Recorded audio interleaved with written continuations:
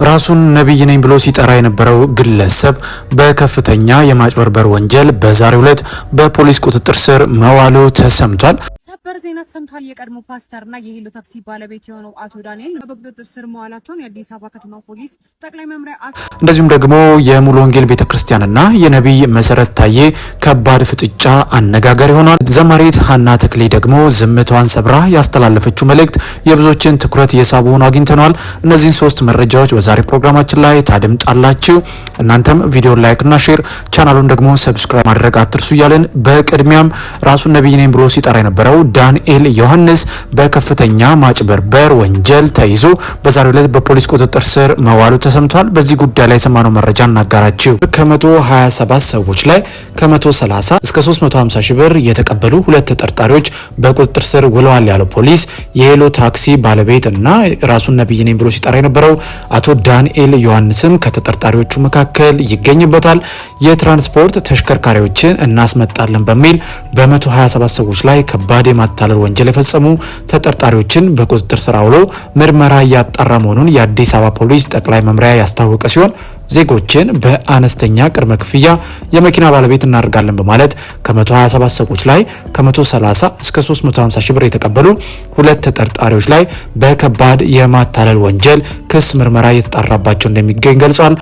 አንደኛ ተጠርጣሪም እንግዲህ ራሱን ነብይ ነኝ ብሎ ሲጠራ የነበረው አቶ ዳንኤል ዮሐንስ የሄሎ ታክሲ ባለቤትና ስራ አስኪያጅ፣ ሁለተኛ ወይዘሪት እንግዳይ ሽጥራና ሌሎች መኪና አስመጪ ነን ባዮችና ተባባሪዎቻቸው በፈጸሙት ከባድ የማታለል ወንጀል ክስ እንግዲህ ክትትል ሲደረግባቸው እንደነበር ፖሊስ ገልጿል።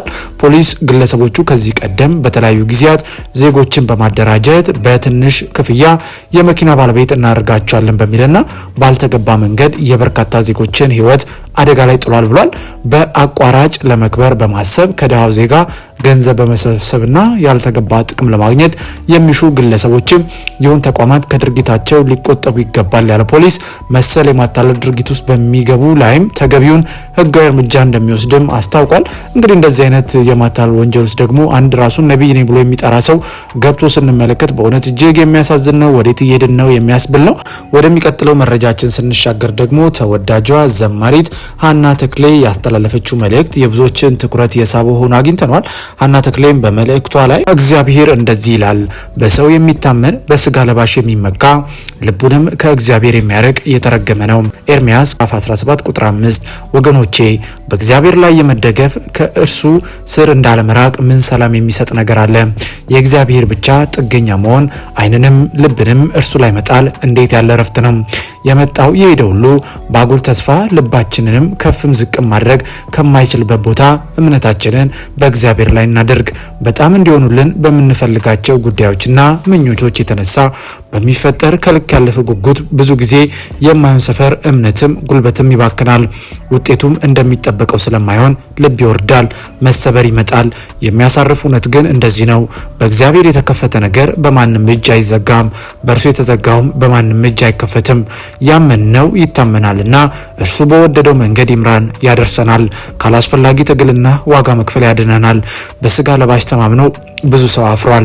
በእግዚአብሔር ታምኖ ተወራርዶ ያፈረ ግን ማንም የለምና በማያሳፍረን በእግዚአብሔር ዘንድ እምነታችንን እናኑር፣ ጸጋው ይብዛልን የሚል መልእክትን አስተላልፋ ብዙዎችም ሲቀባበሉት ነበረ። ሀና ተክሌ እግዚአብሔር ይባርክሽ ማለት እንፈልጋለን።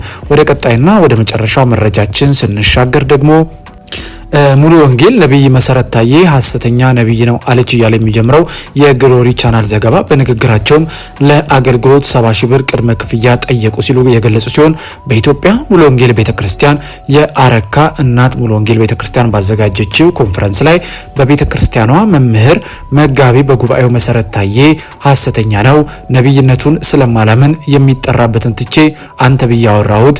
አያይዘውም ሐሰተኛ ነቢያትን በወፍራም ገበታ እንጂ በዳ መካከል አታገኟቸውም። ታጅበው ነው የሚሄዱት። ድሃ የትም ሊያገኛቸው አይችልም። ስልክ እንኳን ቢደወል ሴክሬታሪ ናት የምታነሳው ሲሉ መሰረት ታዬና ሌሎች በጠባቂ ሰው የሚታጀቡ በሙሉ ሐሰተኛ ነቢያቶች ናቸው ሲሉ ያወገዙ ሲሆን ባረካ ሙሉ ወንጌል በኮንፈረንሱ መጋቢ ሲገልጹ አንድ ጓደኛዬ ነበር አብረን የምናገለግል ነቀምት ላይ በጣም የሚታወቅ ትልቅ ቸርች ከፍቷል። የሚታወቅ ቲቪ አለው። ቲቪ አራራ ይባላል። በኢትዮጵያ ትልቅ የመጀመሪያ ቸርች የሱ ነው። መሰረት ይባላል። ሻሸመኔዎች አብራቸው አገልግሉን ስላሉ አንድ ጊዜ ደወልኩለት።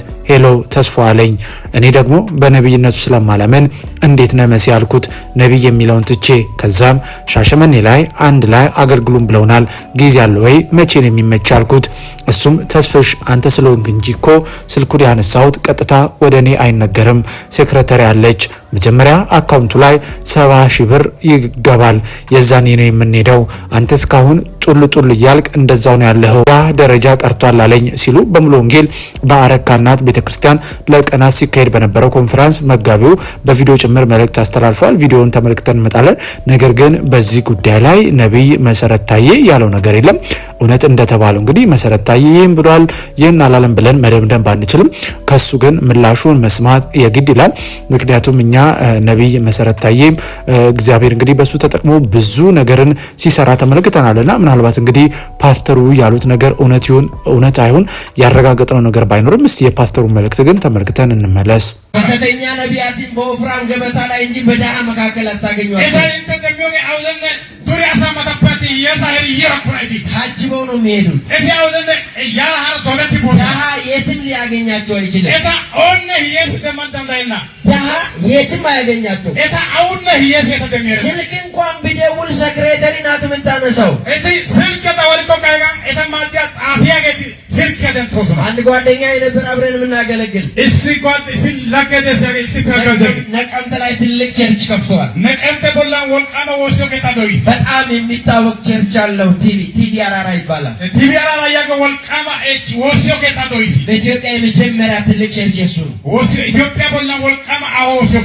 እና መሰረት ይባላል። ደወልኩለት። ሻሸመኔዎች አብራችሁ አገልግሉን ስላሉ እስቲ ደውላሉና ደወልኩለት። ሄሎ ተስፋ አለኝ። አቤት ተስፋው ያጊሲ እኔ ደግሞ በነቢይነቱ ብዙም ስለማላምን መሲ ብዬ እንዴት ነው መሲ አልኩት። ታሪ አናበለታ አመነና ጊዜው መሲ አይመለ ያጋሲ እና ሰላም ነህ እንዴት ነህ? አዲስ አበባ ከገባህ አልወፈርክም አለኝ። አልወፈርኩም። ተመለስ በቃ አብረን እናገልግላለን። እሱ በኋላ ይሁንና ሻሸመኔ አንድ ላይ አገልግሎን ብለውናል። ጊዜ አለ ወይ መቼ ነው የሚመች ያልኩት። ያ ግን ታኒ ያረባ ጊዜ ምን አጋስመላ ኑ ሻሸመኔ ኑ ሀጋዛ ይደስ ያሳይ ኮይሲ ዩተየ ያጋሲ ያጋሲ አስፊሽ አንተ ስለሆንክ ግን ያነሳሁት እንጂ እኮ ቀጥታ ለዚህ ጉዳይ ወደ እኔ አይነገርም። ውድ የይሁ ሚዲያ ቤተሰቦች በዛሬ ፕሮግራማችን እንግዲህ እነዚህን 3 መረጃዎች ለእናንተ አቀረብን። በፕሮግራማችን ላይ ያላችሁን ማንኛውንም ሀሳብና አስተያየት ልሰጡን ትችላላችሁ።